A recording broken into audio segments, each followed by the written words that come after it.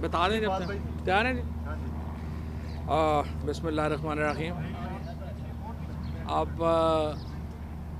लाहौर में आज जो है यहाँ पे आया हूँ और हमारे दोस्त हैं मियाँ हबीब साहब इनके पास, लेकिन इस वक्त जो सिचुएशन है, कल आपने देख ही लिया है, परसों जो फुसफुसी प्रेस कॉन्फ्रेंस हुई है, फजलुर रहमान, मरियम नवाज़ और बिलावल साहब जो हैं, बिलावल साहब और मरियम ने मास्क पहने हुए थे, उसके बावजूद उनकी आंखों से इतनी मायूसी झलक रही थी, पीडीएम की जो हालत है।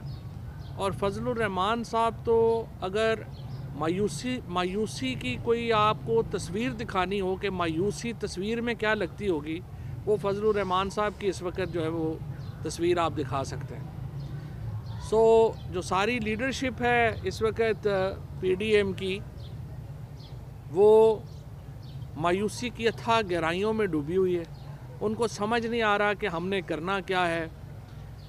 मैं समझता हूँ कि जिस तरीके से जो पार्लियामेंट में इस वक्त अपोजिशन का रवैया है और तमाम जो उनकी कोशिशें हैं कि किसी तरीके से अदालतों से उन्हें रिलीफ मिल जाए, एनआरओ मिल जाए, वो हो नहीं पा रहा। उसकी वजह से उनकी मायूसी में दिन ब दिन इजाफ़ा हो रहा है।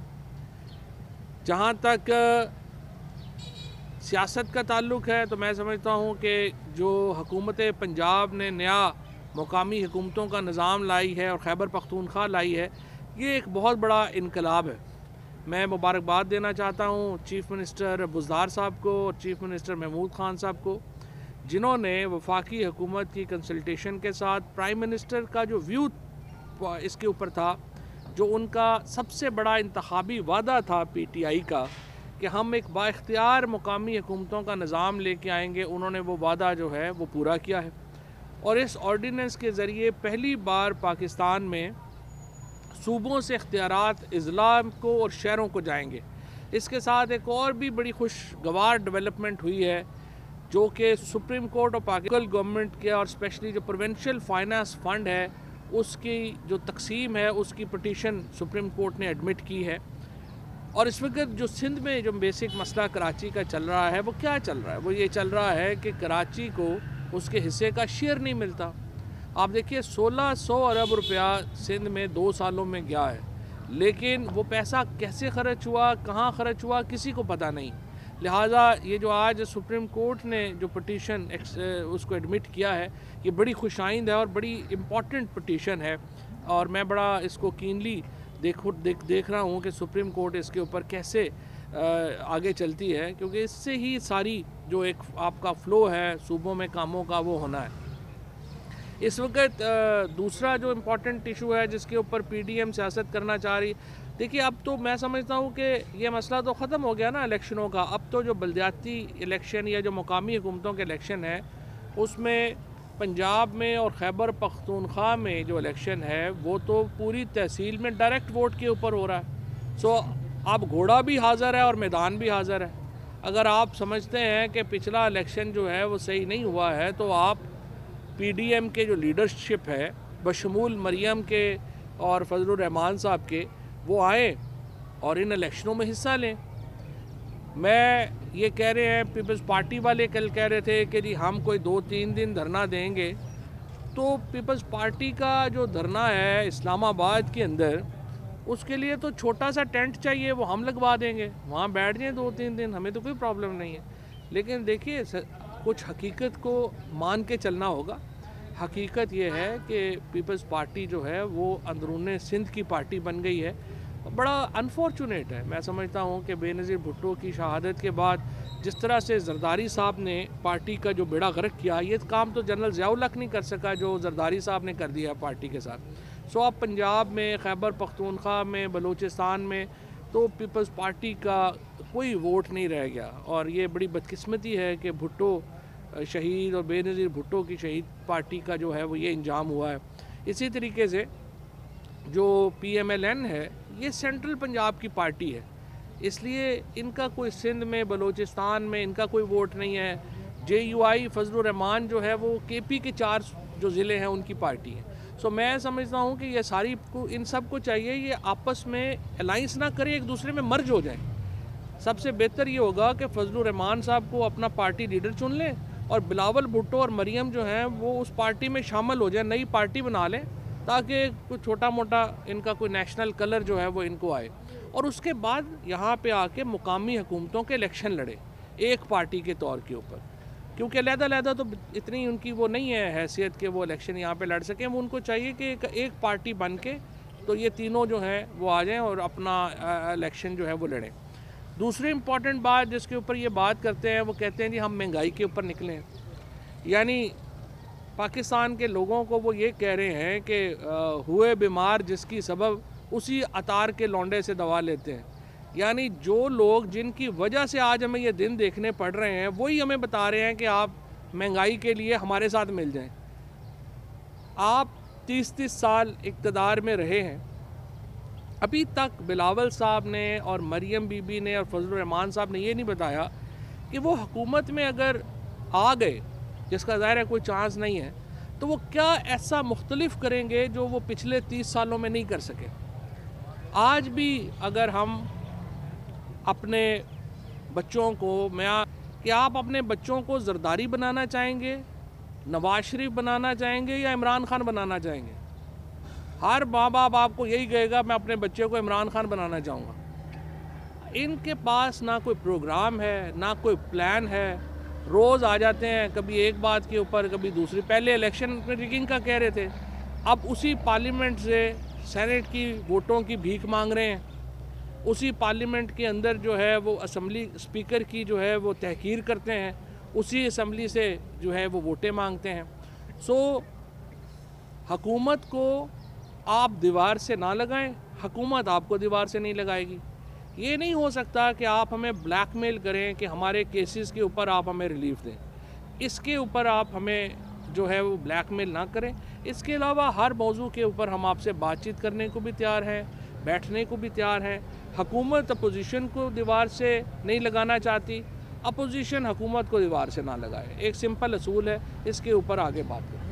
ये फरमाइए कि एक रवायत बनती जा रही है कि ताकत और प्रोटोकॉल के नशे में शहरियों पर चढ़ दौड़ना, उनका कत्लेआम करना, क्या आप इस केस को मिसाल बनाएंगे या फिर माजी की तरह ये भी वैसे ही किस्सा परिना हो जाएगा और किसी को इंसाफ नहीं मिलेगा? यहाँ पे इस्लामाबाद में जो हुआ है आज ये बड़ा अनफॉर्चुनेट है, उसके ऊपर तो वफाकी काबीना ने नोटिस लिया है और उसके ऊपर जो कार्रवाई है हो रही है और इंशाल्लाह जो इंसाफ है वो उसको होगा। अच्छा फ़ाज़ साहब, मरियम बीबी ने कहा है कि जब भी सेनेट में ओपन बैठने की बात करते हैं तो आपके बड़ों की, इमरान खान को उन्होंने कहा बड़ों की कॉलें आनी शुरू हो गई। क्या नून लीग के साथ वो बैकडोर डिप्लोमेसी भी चल रही है? देखिए अपोजिशन आज ये बड़ा अनफॉर्चुनेट है, उसके ऊपर तो वफाकी काबीना ने नोटिस लिया है और उसके ऊपर जो कार्रवाई है हो रही है और इंशाल्लाह जो इंसाफ है वो उसको होगा। अच्छा फ़ाज़ साहब, मरियम बीबी ने कहा है कि जब भी सेनेट में ओपन बैठने की बात करते हैं तो आपके बड़ों की, इमरान खान को उन्होंने कहा बड़ों की कॉलें आनी शुरू हो गई। क्या नून लीग के साथ वो बैकडोर डिप्लोमेसी भी चल रही है? देखिए अपोजिशन से राब्ते तो रहते हैं, चाहे इनफॉर्मल रहें चाहे जो मिलते हैं वो पता नहीं मरियम बीबी को बताते भी हैं कि नहीं कि हम मिले हैं या नहीं मिले हैं। उनकी मरियम बीबी का अपनी पार्टी में कोई इतना बड़ा कद नहीं है। देखिए ना, उन्होंने तो जलसे में ये कहा कि मुर्तज़ा अब्बासी को और मान साहब जो सफदर रहमान साहब के बड़े भाई हैं उनके इस्तीफ़े स्पीकर के पास पहुँचे तो मरियम नवाज़ ने कहा कि आप इस्तीफ़े अगर पहुँच गए हैं तो आप स्पीकर के मुंह पे मारें। वो दोनों स्पीकर के पास गए और उनके पैरों में बैठ गए कि हमारे इस्तीफ़े वापस करें। तो मरियम बीबी की बात उनकी पार्टी में भी कोई सीरियसली नहीं लेता, तो बाहर उनको कौन सीरियसली लेगा। जहाँ तक ये ओपन बैलेट का सवाल है, ये तो इमरान खान की एक पुरानी इसके ऊपर जो है वो पॉइंट ऑफ व्यू है प्राइम मिनिस्टर साहब का, और ये व्यू बेनज़ीर भुट्टो का भी रहा है, ये व्यू नवाज शरीफ साहब का भी रहा है। जो COD साइन हुआ उसका जो क्लॉज 23 है वो कहती है कि सेनेट का वोट ओपन होना चाहिए, और जब हम करने जा रहे हैं तो उस वक्त पता नहीं इनको क्या हो गया।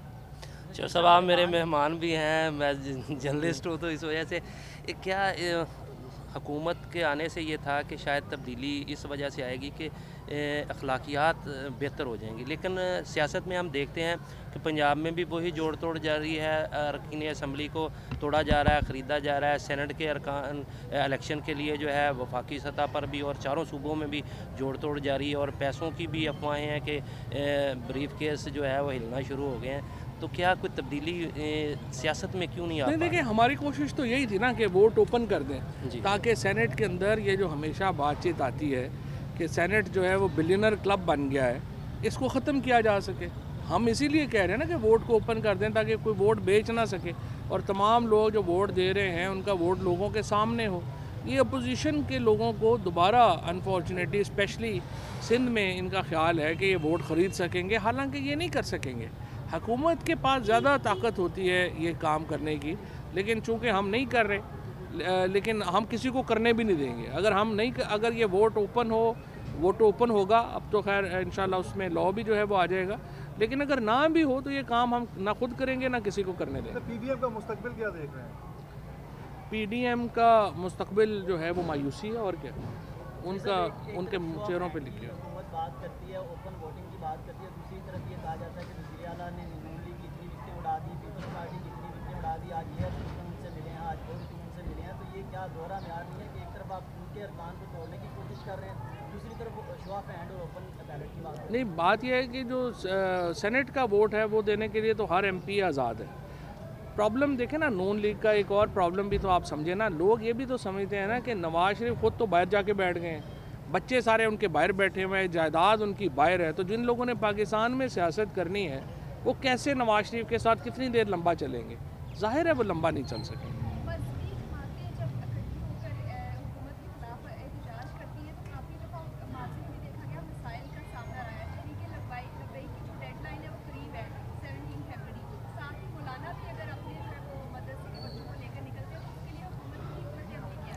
ये बड़ा अच्छा आपका सवाल है। देखिए बात यह है कि ये भी एक अखलाकी तौर के ऊपर आप ये भी देखें कि बिलावल भुट्टो हमेशा ये बात करते हैं कि वो मदरसों के बच्चों की सियासत के ख़िलाफ़ है।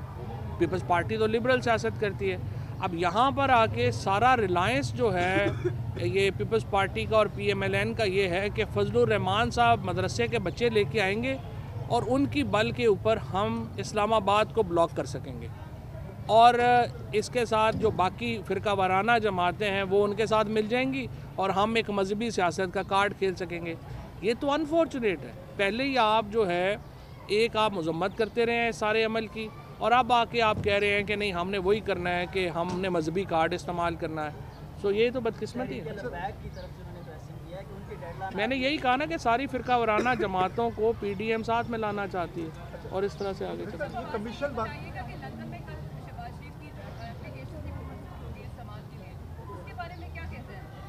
देखिए ये जो लंदन में जो एप्लीकेशन मंजूर हुई है इसको लीगल टर्म में कहते हैं मीनिंग ट्रायल।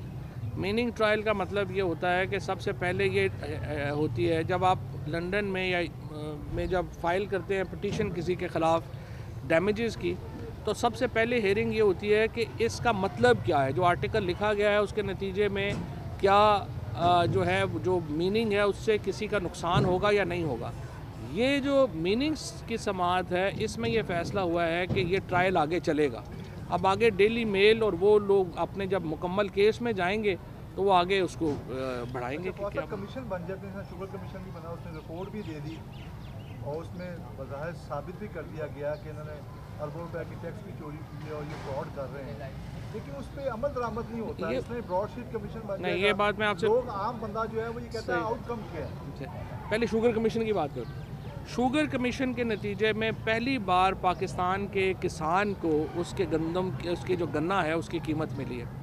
इस दफ़ा पहली बार ये हुआ है कि गन्ने की जो कीमत है वो 230 रुपये से 270 रुपये के दरमियान से भी महंगी गई है, और इसके बाद गन्ना जो है वो किसान को पहले एडवांस कीमत मिली है और फिर जो है गन्ना मिल में पहुंचा।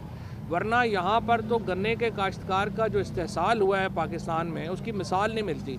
यहाँ रमज़ान शुगर मिल जो थी ये शहबाज शरीफ साहब की और नवाज शरीफ साहब की, यहाँ पे तो ये करते थे कि वहाँ के जो किसान था उसके पास ये ऑप्शन ही नहीं थी कि वो अपनी गन्ना जो है वो कहीं बेच सके। उसको ज़बरदस्ती जो ट्रैफिक पुलिस थी वो वहाँ पे गन्ने लेके आती थी, वहाँ पे उसको गन्ने की कीमत मिलती ही नहीं थी, और जो अगर 100 रुपया कीमत है तो 30 रुपया, और वो भी सालों बाद मिलता था। तो पहली बार ये कमीशन के नतीजे में, ये जो शुगर कमीशन हुआ, इसके नतीजे में पाकिस्तान के फार्मर को उसका सही हक मिला। इस तरह ये जो ब्रॉडशीट है, इसमें देखिए पाकिस्तान के लोगों का ये हक है कि हमें पता चले कि जो सारे स्कैम्स हुए हैं वो उसका पैसा गया किधर है। ये जो अल्टीमेटली वो जो पेपर्स हैं वो मिल कर के हमारे सामने आनी चाहिए, और इंशाल्लाह ये आएंगी। इलेक्ट्रिक कार का आप कह रहे थे सर, इलेक्ट्रिक कार कब तक शरीफ की सेहत का मामला हो, उनके बाहर जाने का मामला हो, या फिर और दीगर हुकूमती मामला, तो आप उसके ऊपर पंजाब गवर्नमेंट को खासी तनकीद का निशाना बनाते रहे हैं, बेहतरी की। आज तो मैंने तारीफ की है। अभी आप क्या समझते हैं, 9.5 जो है वो शुरू हो चुका है, पहला महीना भी गुजर गया है, अब आप पंजाब हुकूमत की कारकर्दगी से देखिए पंजाब हुकूमत ने इस साल ये जो ऑर्डिनेंस लेके आए हैं मुकामी हुकूमतों का, ये पाकिस्तान की 70 साल तारीख का सबसे बड़ा रेवोल्यूशन है। और अभी बहुत सारे हमारे जो लोग हैं उनको एहसास नहीं है कि ये कितना बड़ा रेवोल्यूशन है, क्योंकि इसके नतीजे में आप वसाइल जो हैं वो डिस्ट्रिक्ट्स को और तहसीलों को दे रहे हैं। ये अगर आपने सिस्टम इम्प्लीमेंट कर दिया तो फिर जो एक प्रोविंशियल गवर्नमेंट्स का बहुत सारा काम जो है वो तहसीलों में और अजला में चला जाएगा, और उससे बहुत फ़र्क है। वो इलेक्ट्रिक कारों का आपका मंसूबा था, वो कब तक आएगा? चाइना ने तो 5-10 अरब डॉलर की तेल की बचत की है, तो क्या नहीं, इलेक्ट्रिक कारों का तो हमारी पॉलिसी आ गई है। हमारे यहाँ पे अब अपनी हमारे 2 व्हीलर्स जो हैं, बाइक्स हमारे अपने बनना शुरू हो गए हैं, 3 व्हीलर्स हमारे अपना बनना शुरू हो गए हैं। 4 व्हीलर्स का ऑर्डिनेंस का इंतज़ार है, इस महीने आ जाएगा, उसकी अप्रूवल हो चुकी है। इलेक्ट्रिक व्हीकल के ऊपर तो हमने पूरी गेम चेंजर पॉलिसीज़ लेके आए हैं। 1 साल के अरसे में आप देखेंगे कि यहाँ पर बहुत बड़ी तादाद में गाड़ियाँ इलेक्ट्रिक के ऊपर चली जाएगी। सर आपकी मिनिस्ट्री का क्रिप्टो करेंसी के ऊपर क्या पॉलिसी होगी? क्या हमने एक मीटिंग इसमें की है वर्चुअल करेंसीज़ के ऊपर, और उसमें क्रिप्टो करेंसी और बाकी वर्चुअल करेंसी सारी शामिल हैं। अभी तक इसके ऊपर पाकिस्तान में जो है वो इसके बारे में बैन है, और हमने फैटफ की रेगुलेशंस को भी अपने जहन में रखना है। बट हम इस वक्त एक पूरा हमने वर्किंग ग्रुप क्रिएट किया है वर्चुअल करेंसीज़ के ऊपर। इंशाल्लाह हम अगले 3 महीने में कोशिश करेंगे कि वर्चुअल करेंसीज़ के ऊपर एक पॉलिसी बना के लें। अल्लाह इन सब को सेहत दे। और मैं समझता हूँ, देखें शहबाज शरीफ साहब हों, नवाज शरीफ साहब हों, हमें तो किसी को जेल में रखने का शौक़ नहीं है। हमें तो सिर्फ इतना है कि भाई आप ये, पहले होता था कि किसी मुखालफ को पकड़ते थे पुलिस वाले, उसको मारते थे और कहते थे बयान ख़िलाफ़ दे दो, तो वो ख़िलाफ़ बयान दे देते थे। अब जो शहबाज शरीफ साहब के ख़िलाफ़ केसेस हैं, या नवाज शरीफ के ऊपर केसेस हैं, या ये तो सारे कागज़ों के केस हैं। मैं आप लोगों से रिक्वेस्ट करूँगा, स्पेशली ये जो आप यंग जर्नलिस्ट यहाँ पे बैठी हैं और आप लोग बैठे हैं, आप लोग अदालत में जाएं, और जो एविडेंस खिलाफ 43 वॉल्यूम की एविडेंस है शहबाज शरीफ और हमज़ा के ऊपर, आप वो एविडेंस एवेल्यूएट करें। वो किसी के बयानों पे तो नहीं है, ये तो सारा जो इनके ख़िलाफ़ जो केसेस हैं वो कागज़ों के ढेर लगे हुए हैं। आप लोग ख़ुद जाएं, उस कागज़ों को एवेल्यूएट करें, और आप देखें कि पाकिस्तान का पैसा कैसे चोरी किया गया और कैसे बाहर भेजा गया। अब वो पैसा पाकिस्तान में वापस आना चाहिए। हम तो सिर्फ उनसे ये कह रहे हैं, भाई आप पैसे वापस ले आएँ, उसके बाद आप लोग अपने घरों में रहें। हमें भी तंग कर रहे हैं और पाकिस्तान के अवाम को भी तंग कर रहे हैं। आराम से अपने अपने घरों में रहें, हमें जेलों में रखने का क्या शौक। क्या समझते हैं 2.5 सालों के अंदर वो इतने स्ट्रोंग है कि आप ये कहते हैं कि पैसे वापस करें, वो पैसे वापस नहीं कर रहे, जेलों में भी डाल दिए गए, तो रिकवरी क्यों नहीं हो रही? 500 अरब रुपए की लोकल रिकवरी तो हो गई ना। 500 अरब आपने देखा, 200 अरब रुपए की जो है वो 220 अरब रुपए के करीब ये जो खोखर और ख्वाजा आसफ और ये इनकी ज़मीनें छुड़वाई हैं। 347 अरब रुपए की जो है वो नैब की रिकवरी है। प्ली बारगेन जो है वो हम चाहते हैं कि दोबारा इन्वेजन हो ताकि उससे रिकवरी आए। लेकिन जो पैसा बाहर चला जाता है ना, देखें यूएई में, लंदन में, इनमें जो पैसा चला गया वो उन मुल्कों की इकॉनमीज़ में लग जाता है। वहाँ की गवर्नमेंट्स प्रोटेक्ट करना शुरू कर देती हैं कि वो पैसा वापस ना जाए। सो उसको लाना एक बड़ा मुश्किल प्रोसेस है, लेकिन हमने इंशाल्लाह शुरू कर दिया, वो भी वापस आएगा। But I will encourage you again, आप जो सारे यंग जर्नलिस्ट हैं, सुनी सुनाई बातों के ऊपर ना जाएं। आप लोग जाएं और जाके जो सारी एविडेंस है इनके ऊपर, उसको ज़रा उसके ऊपर एक नज़र डालें, और उसके बाद आप लोग खुद फैसला करें। Thank you.